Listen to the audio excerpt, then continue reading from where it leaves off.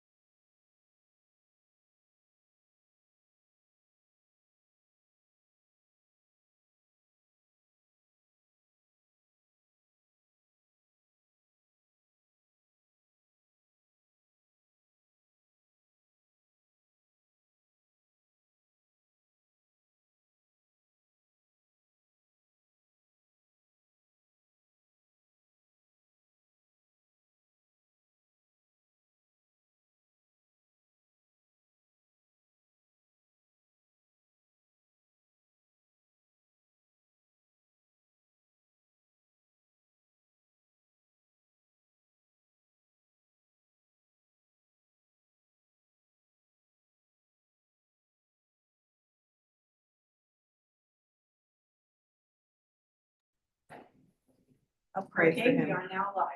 Okey-doke. We'll begin with introductions. We'll begin over here with Janelle. Janelle McKinnon. Alyssa Tracy. Becky Fless. Tony Pete. Joanne O'Brien. Sean Pope. Michelle Tucker. Administrative staff. Pat Hopkins, Superintendent. Katie Gould, Principal at Helen Thompson School. Terry McGuire, Director of Technology. Excellent. So the one item on the agenda this evening is to discuss and consider the approval of hiring an additional kindergarten teacher at Laura E. Richards School. So the end of last week, the beginning of this week, we heard from the principal at the LER school that they unexpectedly received 15 registrations for kindergarten in that 1 week. And so as a result, our class sizes are already projected to be at 19. Your target for kindergarten is 16. So we already exceed, according to class size policy, your targeted number. And we are, of course, anticipating that we'll have some additional enrollments, as we usually do. Now, some may leave, of course. We may have some students that don't show, but this is out of the ordinary. We used the projections the data that we always have when we make the decisions. And so when we went to the school board and recommended that you reduce one of the kindergarten teachers at LER, it was based on that collective data. So this is very surprising. So you do not have the money built into your budget. However, in speaking with Andrea, for the time being, we would use contingency. And then as the summer progresses and we start into the new school year, we'll be able to figure out where we are in the salary line based upon the individuals that we hire and their experience. We usually budget somewhere around like a B or a master's 7 for any vacant position. And so we often hire people with less experience and others with more experience. So once that's all flushed out, if there's additional money, we would take the position out of contingency and put it back into our salary line. But we'll just have to wait and see how that all flushes out over the summer. So this is unfortunate. I don't know that we've ever been in this position since I've been here. Yeah. It's a good problem to have, given that problem. enrollment is declining in the district. So our recommendation is to hire an additional kindergarten teacher. Again, we're doing this on an emergency basis because we need to begin advertising immediately if we want to get a strong candidate. So, Questions? I have one question. We took one kindergarten teacher out. Was that teacher, did she move to, or he moved to a different position, or did they find something else, or do we have to go outside and find somebody?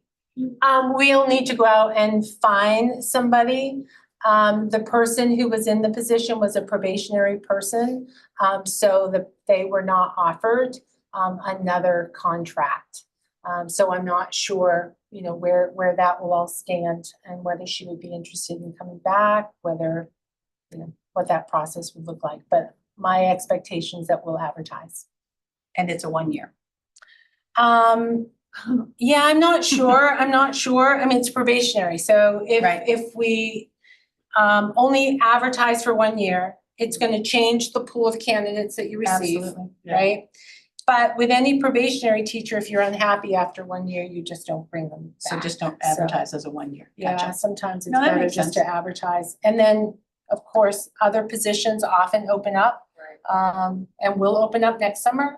So even if this position didn't exist next year They or the could following potentially year, go they could somewhere else. potentially go somewhere else. Yeah. And what would happen in the following years, like when they get to first grade, would there have to be 3 first grades? It depends. Your policy changes. So once you get to first grade, second grade, your average class size can increase to 20. That's a little high, but you have a little more We're already flexibility. at 19 and 19 and then adding 15. Right, is that what you said before? With those 15, Yeah.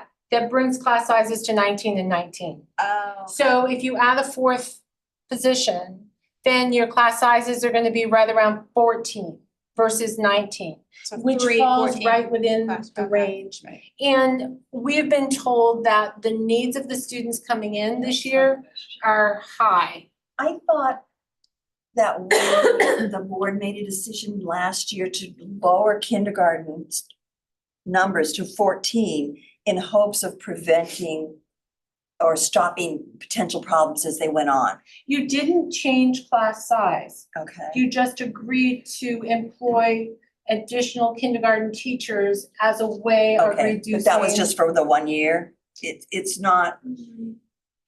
Okay. So Well- 14 is not our goal anymore, 16 is our goal. I think it depends on the needs of the students who are coming in. Certainly 14 is going to be more manageable, but your policy still says 16. that the 16 is the target, but there is a range, and the range is from 14 to 18. So 19 falls outside of the range altogether. 14 does fall within that range. And this policy should be reviewed this Well, I coming was just year. gonna ask you that, right? The dates usually. Yeah, it's old. Yeah. It needs to be Yeah. reviewed. It's been on the So- list, so Yeah. it may be a Probably good does. time to take a look at that. And it probably does need to go down to the 14 side because we have so many high yeah. need And I students thought coming that in. we got really excellent reports Right, as an Yep. outcome for what we Yes. did. Yes, so that should be on our Yeah. radar, on our Go list to read do it right again. away. It's at the on- beginning of the year. it The rubric there. it'll be sent to curriculum. Yes. Yeah. The curriculum committee. That's why I wrote it down. Yep, yep. Other- If the yeah. teacher did need to move, if we do this, like, I mean, they're certified K-8 usually, right? Can they loop? Is that a thing that happens at the elementary level? We have looped in the past. We haven't looped in recent years. If we need the teacher in grade 1, we can move the teacher to grade 1. It just doesn't mean that that individual necessarily have the exact same students that they had in kindergarten, Oh, which right. is what looping means, Thank you, yeah, right? thanks for correcting, yeah. We used to in There's- middle There's school. lots of data suggesting. Does everyone understand what looping I'm is? sorry, yeah, and I didn't, Okay. right, they Yeah, moved we with the haven't done it, class, right, yeah. we haven't done it in many years. Yeah, I feel like a handful, right? At least. Yeah. Yeah. I would add, we did look across the district at the sizes of kindergarten classes, currently thinking if this could happen in one building, is there a place where we might have the potential to move a staff member from one building to another, but where numbers are consistent across the board. It was really the spike at LER that caught us off guard. Where were all these kids in pre-K? Did they not do pre-K? Or did they maybe did outside like the place in Farmingdale? Yeah, I know pre-K's not a good precursor. We've figured out Right. with the data. I don't know. Yeah. Cause there's full day pre-K programs. Right. Oh, other. Yeah, so I'm not sure. Some of them may be new to the district, a Mhm. combination of both. I was also wondering, like, our normal trend is normally declining enrollment. Mhm. So just because we're picking up, we're seeing a spike of 15 enrollment, that doesn't mean that they're gonna necessarily all start in our actual school year. They're gonna stay with the district or anything else like that. So is it something that we necessarily need to jump on right now as hiring on a new teacher? I think it is because it is unlikely from our experience that we're going to lose enough students to bring the class sizes back down to something that is a bit more manageable based upon the needs of the students coming in. And if you wait till the last minute, all of the strong, good teachers are already going to be hired elsewhere. And you're not going to have a strong pool of candidates. Okay. So, For students that need a strong teacher. yeah, Yeah, yeah, right, Not one really green. yeah, yeah, yeah. so. Well, especially since so many, was explained with Cell, they don't know how to be in school. Mhm. A lot of the kids, and so they don't know how the routine goes. And so, yeah, it sounds like this is probably the most prudent thing to do. I put forth a motion that we follow the recommendation of the superintendent and allow her to hire. Second, Excellent. Questions or comments further? Is this full day kindergarten? Okay. Is there a way that would be like breaking it into half day kindergarten or give choices for half day kindergarten?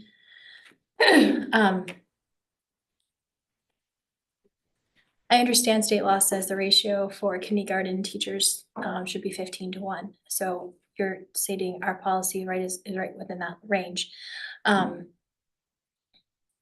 However, I am concerned that you're saying that there's some high needs. But as a board, we had a parent talk about special needs at the budget meeting, begging us to add a position back, and nobody engaged. I'm sorry, I didn't hear you begging us to have what? There was a parent at the board meeting at the high school, and she was talking about how her child couldn't learn through Zoom and begged us to reinstate the position. So now we are adding a teaching position when we didn't accommodate our special needs students already. And so I'm wondering if there's anything that can be more creatively done with the kindergarten situation other than hiring another staff member, because we emphatically said no to the special needs students. So that's my questioning. So that wasn't the place at the time for engagement back and forth with the way that was managed, but there was no position that was eliminated. That information was not correct. So we absolutely have all of the speech and language positions are in the budget. The problem is that we can't hire people in person. So instead of hiring in person, we have to hire virtually. Our choice is to always hire in person, but if we can't, we have to hire a company. And they provide those services virtually. So the message that we cut a position was not correct. Just so you know, that was incorrect. She stated that I understand the virtual part of it, but she begged us to have an in-person because her child, as many other children, do not learn through virtual. And so I hear you. I'm saying that we can't hire them. We advertise and we're unable to employ because those positions aren't out there. So if we could find someone, we would absolutely hire someone in person in the district, but we have to hire virtually because we have no other choice. It's not an option for us. We have the needs that have to be met. And if we can't find someone, then we have to go virtually because we have to meet the students' IEPs. right, so I guess my question is, that parent was so upset because it was a change. So her student had services this past year that were in person, and so she was upset at that meeting because there was a significant change and it has to go virtual. Point So of order, that's irrelevant to the motion. It's up to you to decide. I understand your concern. We're going to continue because it's not relevant to the motion.